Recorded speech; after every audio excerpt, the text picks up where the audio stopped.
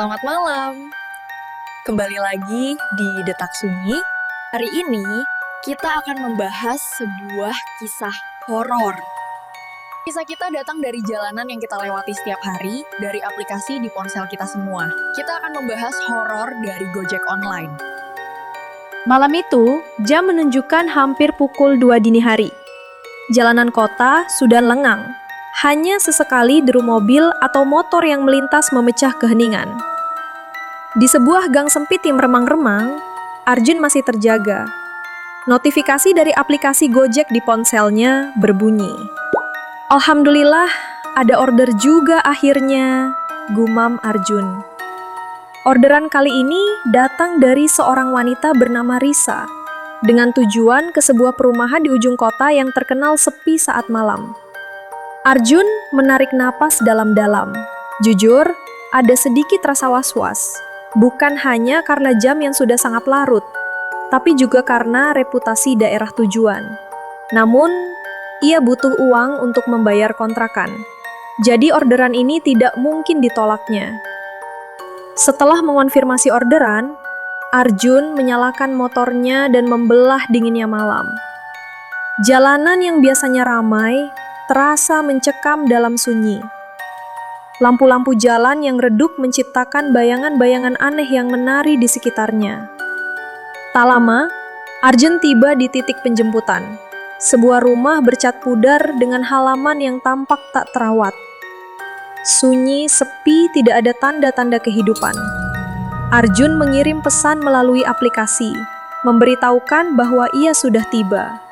Beberapa saat kemudian, pintu rumah perlahan terbuka. Seorang wanita berdiri di ambang pintu. Wajahnya pucat, matanya sembab, dan ia mengenakan pakaian tidur berwarna putih yang tampak lusuh.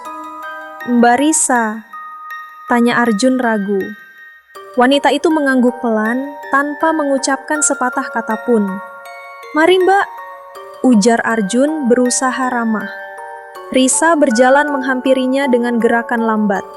Ketika ia mendekat, Arjun mencium bau anyir yang samar, tapi ia berusaha mengabaikannya. Risa duduk di boncengan dengan posisi tegak dan kaku. Arjun bertanya sekali lagi memastikan tujuannya, tapi Risa hanya menjawab dengan gumaman yang tidak jelas. "Oke Mbak, kita jalan ya," kata Arjun mulai menjalankan motornya. Sepanjang perjalanan, Risa tetap diam. Arjun beberapa kali mencoba mengajak bicara, tapi tidak ada respons. Ia hanya bisa melihat punggung wanita itu yang tegang melalui kaca spion. Semakin jauh, mereka meninggalkan pusat kota, suasana semakin mencekam. Pepohonan di pinggir jalan tampak seperti siluet menakutkan. Angin malam berhembus dingin, menusuk tulang. Arjun mulai merasakan bulu kuduknya berdiri. Tiba-tiba, di sebuah jalan lurus yang panjang dan gelap, Arjun melihat sesuatu di tengah jalan. Sebuah boneka anak-anak berukuran besar tergeletak begitu saja. Arjun refleks mengerem mendadak. "Astagfirullah!" serunya kaget. Motor berhenti dengan kasar. Arjun menoleh ke belakang, bermaksud meminta maaf pada penumpangnya. Namun, kursi belakang kosong. Risa menghilang begitu saja. Arjun menoleh ke sekeliling dengan panik. Jalanan gelap dan sunyi. Tidak ada jejak Risa sama sekali. Padahal ia yakin betul wanita itu duduk di belakangnya beberapa detik yang lalu. Ia meraba-raba ponselnya yang terpasang di dashboard motor. Aplikasi Gojek masih menunjukkan orderan yang sedang berjalan. Namun penumpangnya lenyap tanpa jejak. Bau anyir yang tadi samar-samar tercium, kini terasa semakin kuat. Arjun menatap boneka di tengah jalan. Boneka itu tampak lusuh dan kotor, dengan satu mata yang hilang. Tiba-tiba, Arjun melihat sesuatu yang membuatnya membeku. Di dada boneka itu ada bercak merah yang tampak seperti darah segar. Dengan jantung berdebar kencang, Arjun segera memutar balik motornya. Ia tidak peduli lagi dengan orderan yang belum selesai.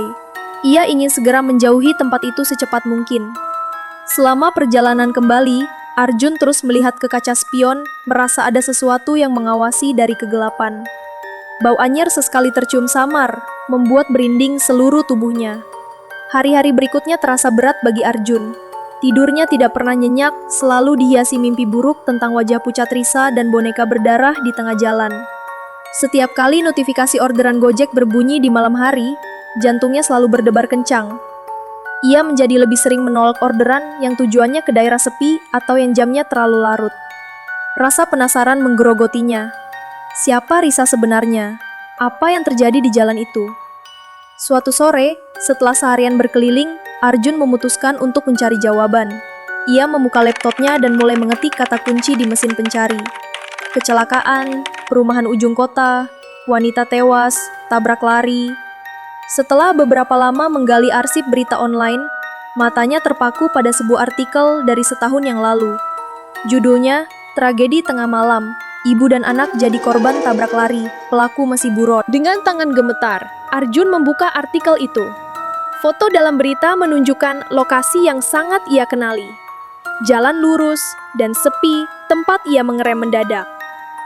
Artikel itu menceritakan tentang seorang ibu muda yang tewas di tempat setelah motornya ditabrak mobil dari belakang. Anaknya yang masih kecil yang duduk di depan, terlempar beberapa meter dan juga tidak selamat. Arjun terus membaca, mencari nama korban. Jantungnya seakan berhenti berdetak saat membaca paragraf berikutnya. Korban diidentifikasi sebagai Risa Amelia, 28, dan putrinya, Kayla, 5. Menurut saksi mata, sebelum kejadian, Risa terlihat terburu-buru pulang karena anaknya demam tinggi. Saat ditemukan, sang anak Kayla masih memeluk erat sebuah boneka kesayangannya. Darah Arjun serasa membeku. Jadi, penumpangnya malam itu adalah arwah Risa yang mengulang kembali perjalanan terakhirnya. Semoga perjalanan malam kalian selalu aman. Tapi ingatlah ini, berhati-hatilah dengan penumpang yang terlalu diam.